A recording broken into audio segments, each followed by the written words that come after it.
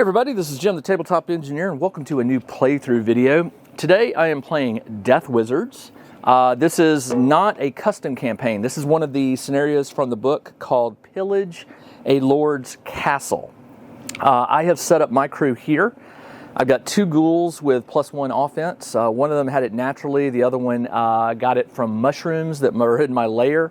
One of my 3 specters has a -1 on their move. They got injured. It's turn number 1 and I have 19 necro energy. Now, I have to roll a special die here. This game starts with a champion, a ranger, a priest, and 2 villagers.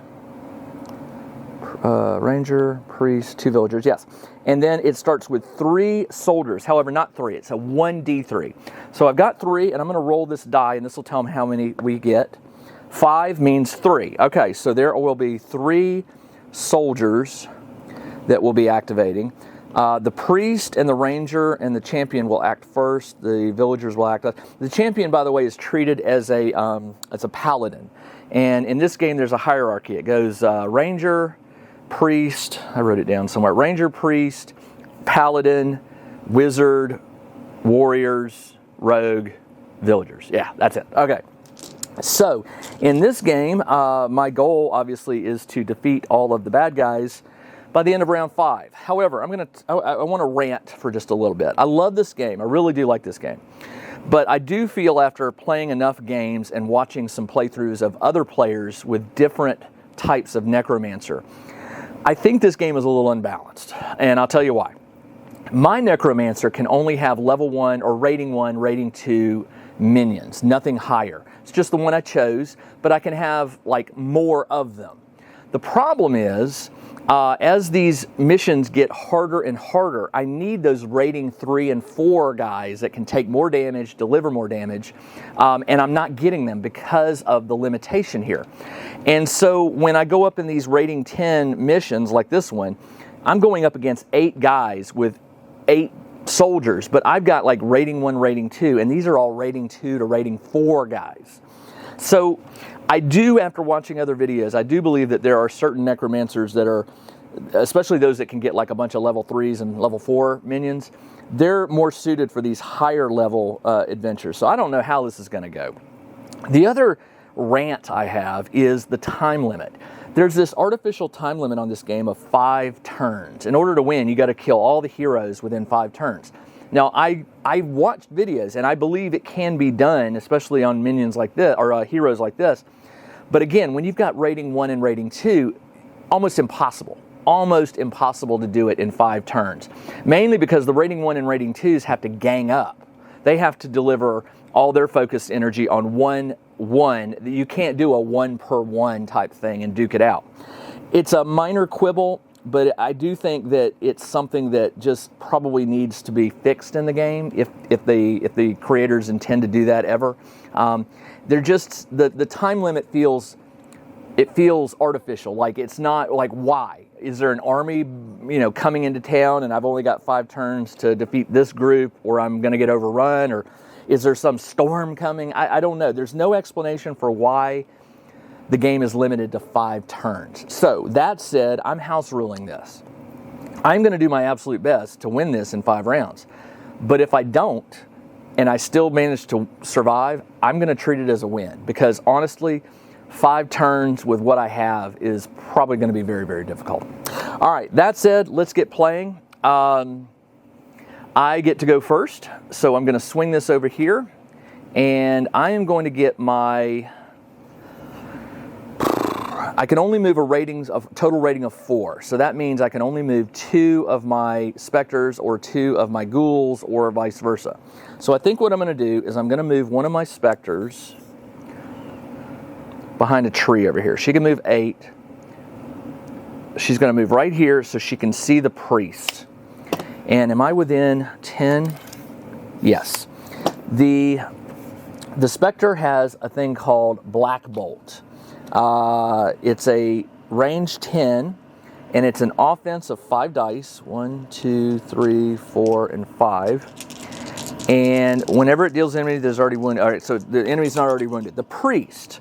So let's talk about the priest. The priest is a level a rating 3. So her resist, or her defense, excuse me, is 3 plus rating. So her defense is 6. So 6 and higher will hit. So let's see what I get. I got a hit, a hit, a hit, and a hit. So 4 damage on the priest, right, just like that. And the priest, by the way, has a durability of 6 plus 3 per rating, 9, 15. Oh. All right. Second enemy is going to be this one right here. She's going to move up, and she can see the priest. I'm going to move her up to where she can see the priest. And she's going to do the exact same thing, a 5-die attack. I'm going on the offense here, trying to take out some of them before they get moving. All right, so 5 dice. What did I say? Defense of 3 plus 6 and higher hits. 6 and higher hits. That's a hit, 1 hit. So she's only got 5 damage on her. All right, the priest has a very high resist, 4 plus 1 per rating, so that's a 7. So if my Necromancer wants to hurt her, it's going to be tricky. But I think it's for the best. Let's do it. The Necromancer will move up and can see the priest. Yep. So the Necromancer is going to cast for 3 energy. Almost all my stuff is 3. I'm going to cast Blasting Bolt, range of 12. Yep. And it is a 5d10 attack. 1, 2, 3, 4, 5. And again, the priest's resist is 7. So 7s and higher will hit. 1 hit, 2 hits, 3 hits. The crit normally counts as 2, but in this case it's a success. So 3 successes. And the spell says on 3 successes, it's 2d6 damage. And it says if the model takes damage, move it 6 inches away from the Necromancer. Ooh, 8. 8 plus 5 is 13. She's got 3 health left. Not a bad turn. All right. And she's got to move 6 inches, which would put her up here. So she is moving away. All right, that is the end of my turn. So now it comes to the heroes. And in the turn of order, it is going to be the ranger first. So I'll throw up the ranger card on screen. I'm going to roll a d10 to determine its action, or his action. It is a 6. A 6 on the ranger is a rain of arrows. The ranger makes an attack against the nearest enemy it can see. All enemies within 3 inches of that suffer half the damage. Its range is 24, so he can fling the arrows. The closest enemy is her. I made her intentionally visible because I was worried that he would do that. So he will make an attack on her. His offense is 5 plus 1 per rating. He is a rating 3, so he's going to roll 8 dice. Ooh, 1, 2, 3, 4, 5, 6, 7. Am I out of D10? Oh, no, 8. 8 dice. My Spectre has a defense of 4. So 4s and higher will hit. That's a miss, miss, miss, miss. 1, 2, 3, 4 hits. So she takes 4 damage. All right, the next person, and the ranger just stays put. He doesn't move. The next one to move will be the priest. So the priest rating card, or the priest action card, I'll put it on screen. Let's roll a d10. I rolled a 9, which is a blessing. All heroes within 12 inches increase offense and defense by 1. All right, so she basically gives everybody a +1 on their offense and their defense. That's not good for me because I'm not going to be able to do any, well, we'll see. All right, let's come over here. I get to activate a rating 2, so I'm going to move one of my specters and one of my ghouls. The specter can move, she's damaged, so she can move 7, which is going to put her right here. Is she within 10 inches of the priest? I doubt it. That's not. Nope, 12. But she is within 10 of the ranger.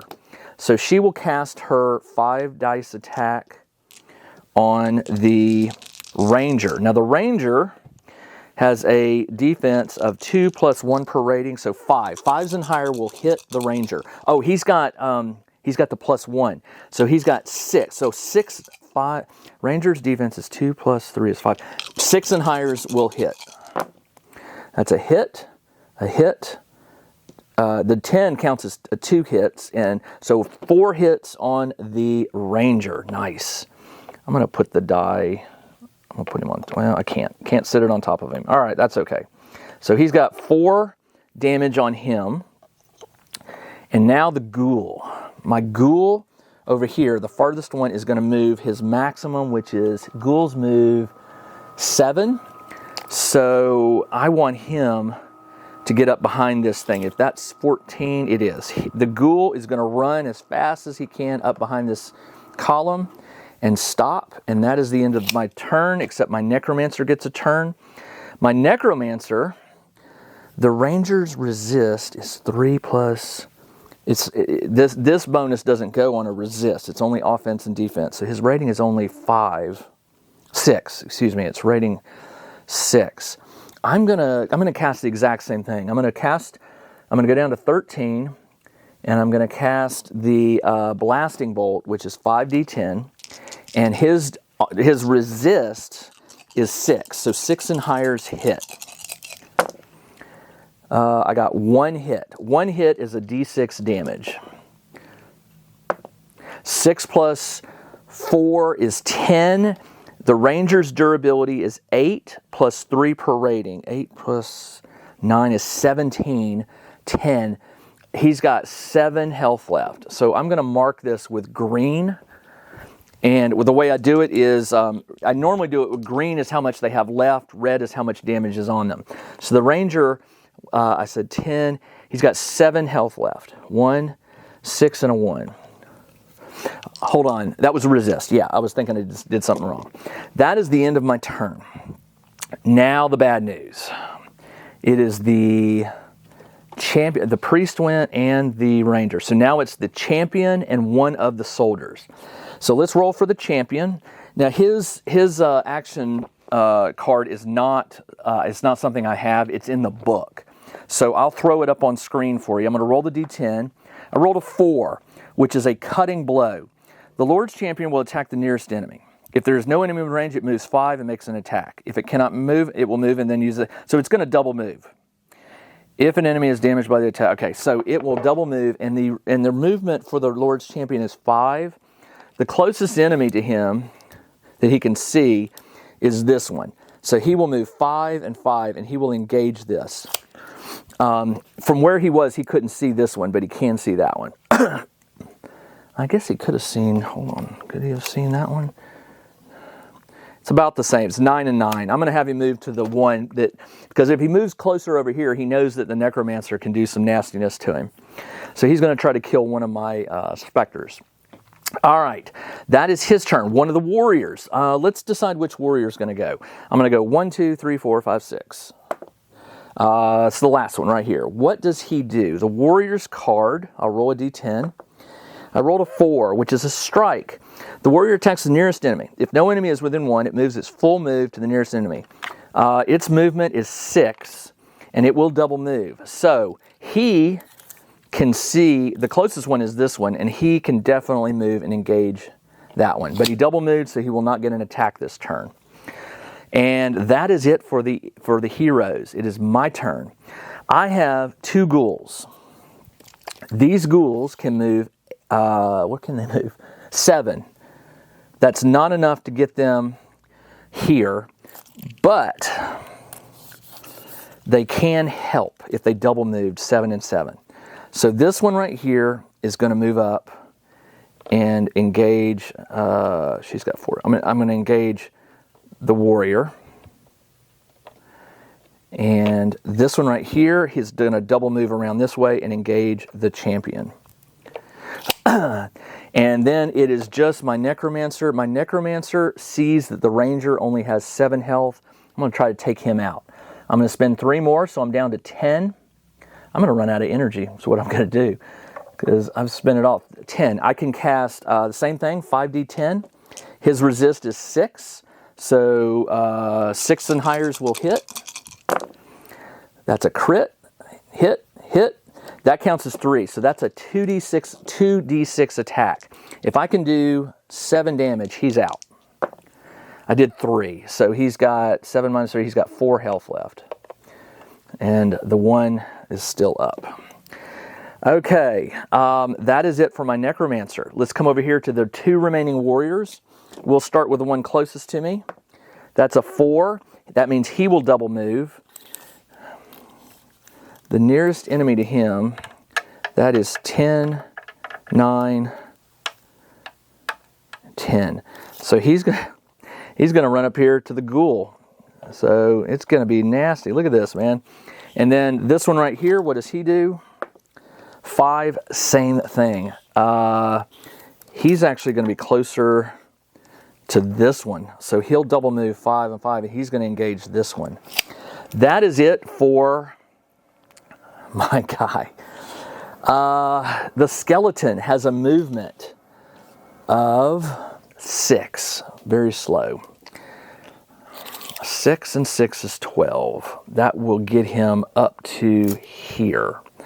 I'm going to double move him all the way up to here. I'm going to try something in a moment. Don't know if it's going to work, but he's right there in the middle. I have this thing called Corpse Bomb. And Corpse Bomb is pretty... If you can get it done correctly, let me read it to you.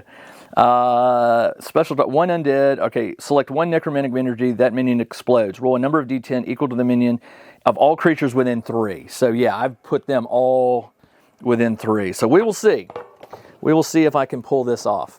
So he moved, and now it's my Necromancer. Well, I need to try and kill someone.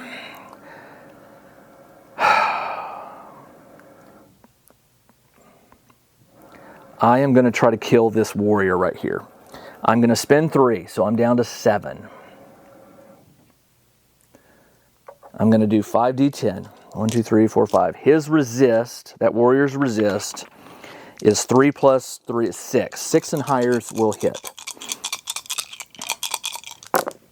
Hit, 2 hits.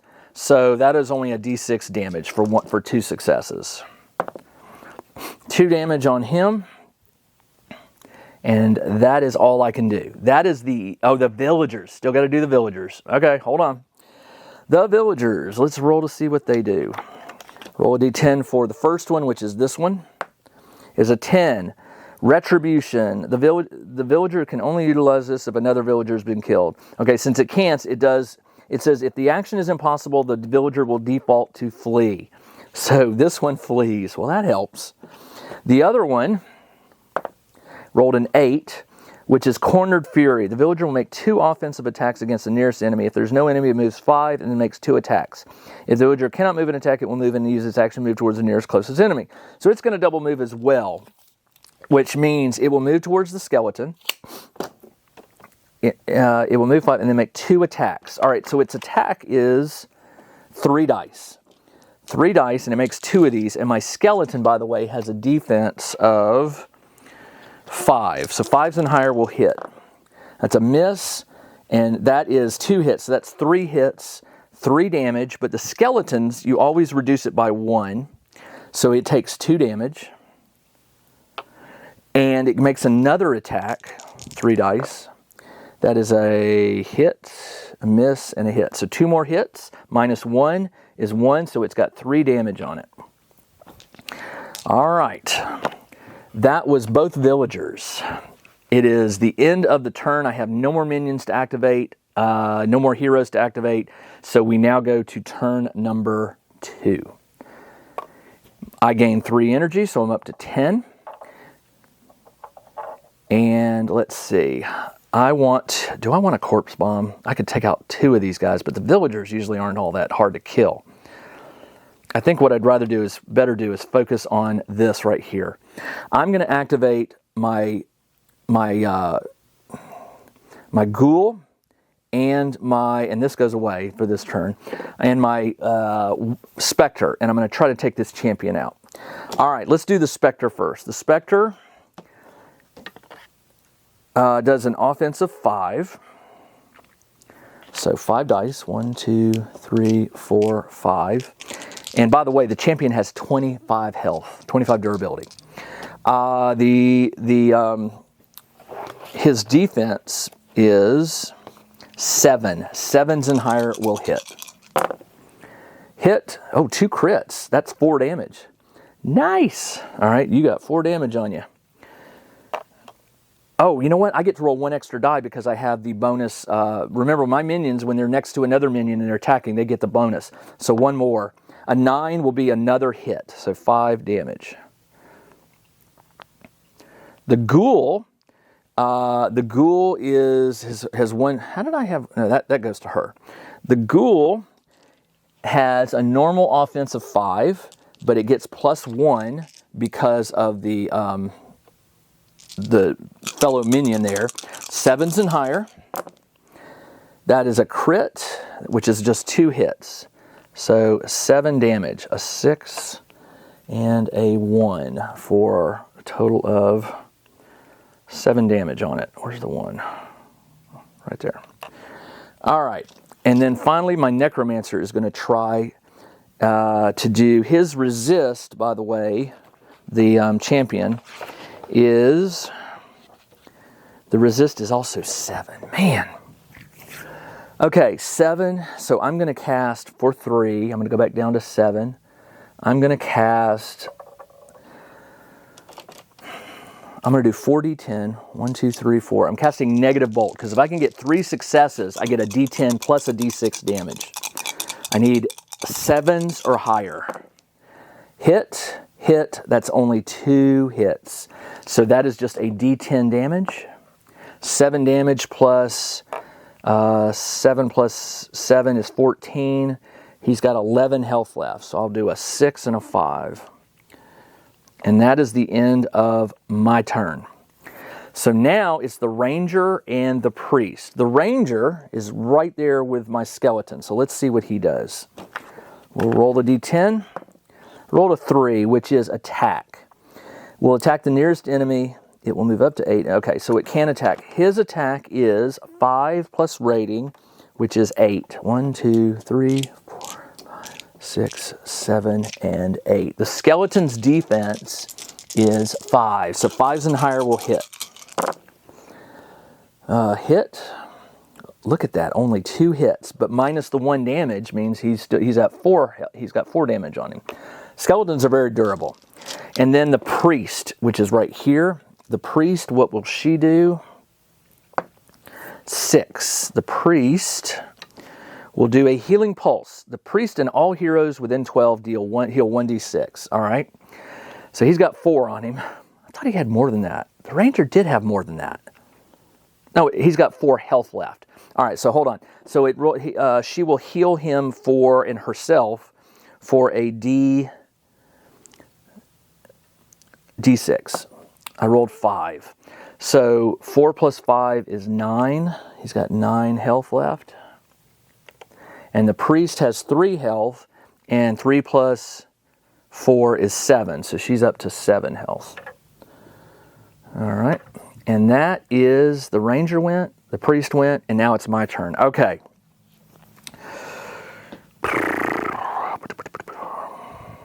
What to do?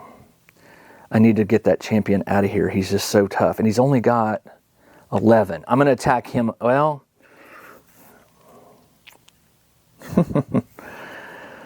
oh, this is tough. I'm going to have my skeleton blow up. I am going to do it. I'm going to activate the skeleton for Corpse Bomb. Roll a number of d10s equal to its remaining durability. The durability of the skeleton is normally 9. Minus 4 is 5. So I'll roll 5 d10s. And this is, roll a number of d10s. Roll a number of d10s. Compare the results to the defense of all creatures within 3. So it's still possible they won't hurt. The villager's defense, by the way, is 3. The ranger's defense is 5. So 3 and 5. So for the villager, 1 hit, 2 hit, 3 hit, 4 hit, 5 hits. The villager has a durability of 8, so it's down to 3 health. That was not a smart choice. 3. The skeleton went kablooey, so he's gone. The The Ranger has a defense of 5, so that's 1, 2, 3, just 3 more hits. So he's down to 6 health. All right, that was my skeleton. Now my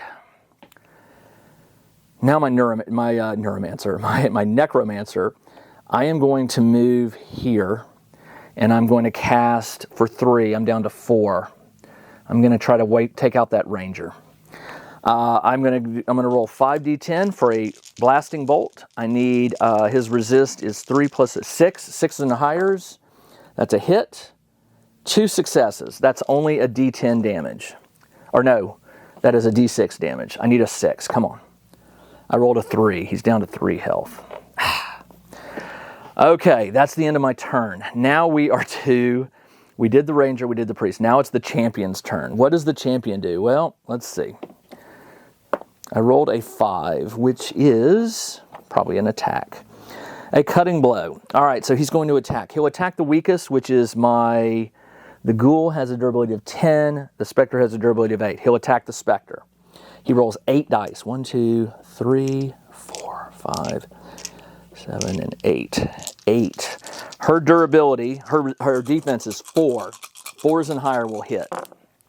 That's a miss, a miss, and a miss, and a miss. 1, 2, 3, 4 hits. She's got 1 on her already. No, she doesn't. Her durability is 8 minus 4. She's got 4 health left on her.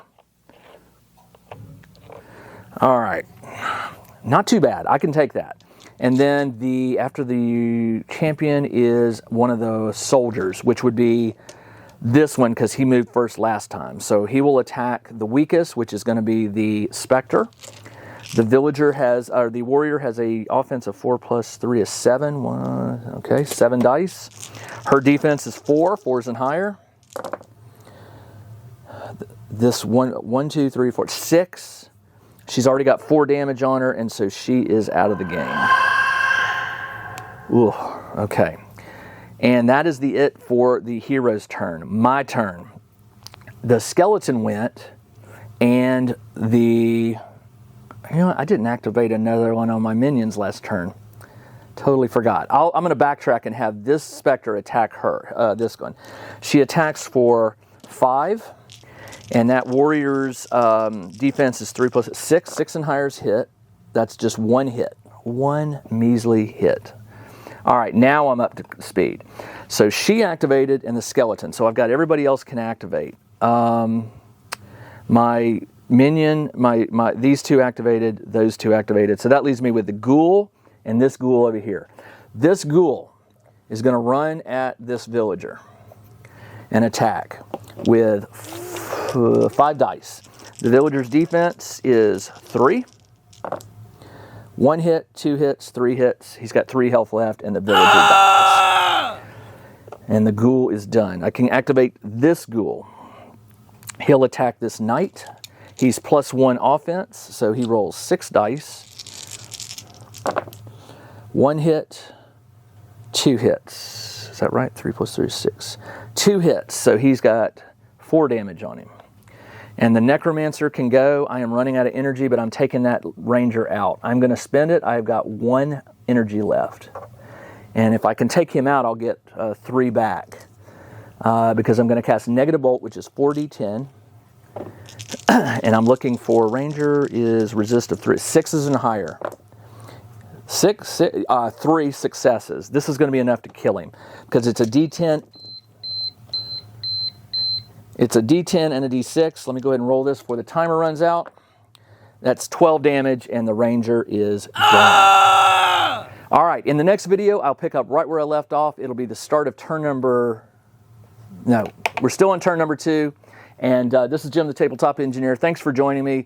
This game is going south on me quick, but let's see how it wraps up in the next video. Everybody, take care. Want to see more playthrough videos from the Tabletop Engineer? Then join the Tabletop Engineer's Gaming Workshop Patreon. For just $2 per month, you'll get access to private games and playthrough videos, as well as early access to videos that appear on the Tabletop Engineer Plays YouTube channel. Games like D100 Space, Bug Hunt, Hero Quest, Core Space, and 5 Parsecs from Home. And more games are on their way like Malatom and 5 Leagues from the Borderlands. Patrons also get access to monthly live chats, crafting videos, mini painting videos, and more. See the video description for more information and a link to sign up.